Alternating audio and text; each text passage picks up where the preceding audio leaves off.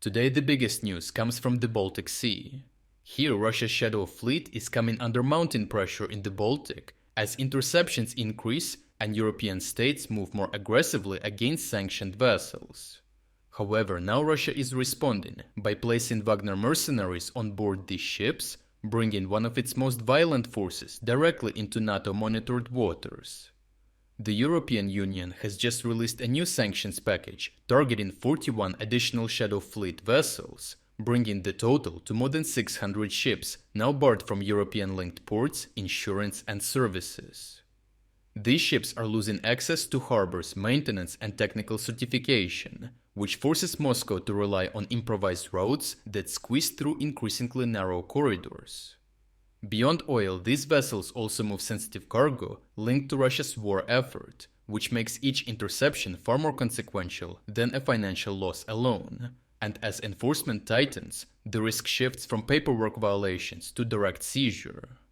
This shift became visible when Swedish authorities detained the Russian cargo vessel Edler after it entered Swedish waters with unresolved documentation issues. The ship's owner is sanctioned for transporting materials linked to Russia's weapons production, and when Edler suffered engine trouble in Swedish waters, the crew could not produce clean documentation. Swedish authorities boarded immediately, as the detention came amid growing reports that Russia has begun placing Wagner mercenaries on board Shadow Fleet vessels, raising the stakes for any inspection or boarding operation, and signaling that European states are no longer intimidated by the possibility of armed Russians on these vessels. If they boarded knowing Wagner might be present, it shows confidence, and if they boarded knowing Wagner was not there, it shows a level of intelligence penetration that Moscow cannot ignore. This is the context in which Wagner has returned to the sea, as Russia is placing combat veterans with a record of severe violence on merchant ships to maintain board authority and deter foreign inspections.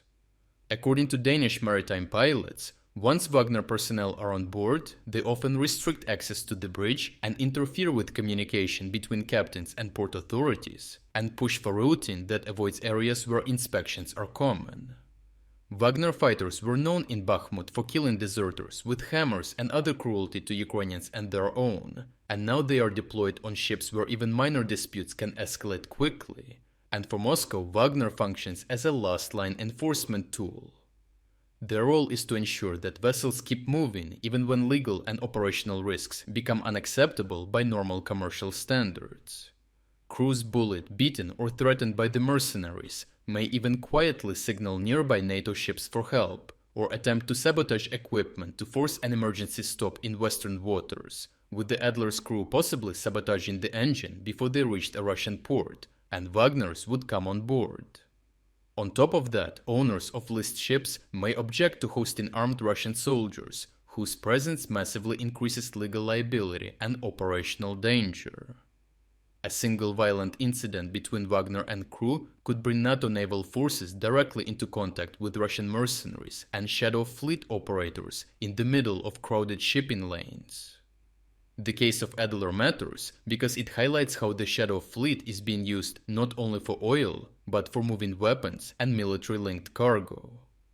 Western officials assess that a substantial portion of Russia's imported ammunition components, explosives precursors, and sanctioned industrial equipment now arrives by sea, precisely because land routes and air transport are more exposed to interception. If vessels like Edler are increasingly detained or disrupted, Russia does not just lose revenue, but risks bottlenecks in the supply chains that feed its weapons production. Overall, Europe's expanding sanctions and Sweden's detention of Edler have pushed Russia into militarizing its merchant fleet, creating an unstable environment in the Baltic. Wagner's return to these waters increases the risk of conflict at sea, mutiny on board, and confrontations with NATO forces. This trajectory increases the risk of confrontation in the Baltic, where civilian shipping, armed mercenaries and NATO forces are now operating in proximity, leaving Russia with limited room to de-escalate. Lastly, our Christmas sale is coming to an end. So take advantage of our massive 60% Christmas discount to unlock full access to our interactive map and exclusive strategic updates. Starting from just $3.99, you will gain access to the uncensored combat footage that we use in every report, as well as all significant events analysis that go far beyond what we can include in our short daily videos. Thirdly, you will unlock our Timeline Builder tool, the world's first artificial intelligence-powered system designed to connect the dots between the news in real time. Fourth, and most importantly, you will unlock our advanced news analysis tools, giving you comprehensive insights into the news cycle, detailed story sentiment breakdowns, and trend analysis to reveal the most important themes and events. And last but not least, you will gain access to all our exclusive strategic updates about the war in Ukraine. If you wanted to support our efforts but haven't had the chance, now is the perfect time to jump in and make a real difference. So check out the link in the description to become an exclusive member of our community. I truly appreciate everyone who stepped up to join us. Your support means the world to us.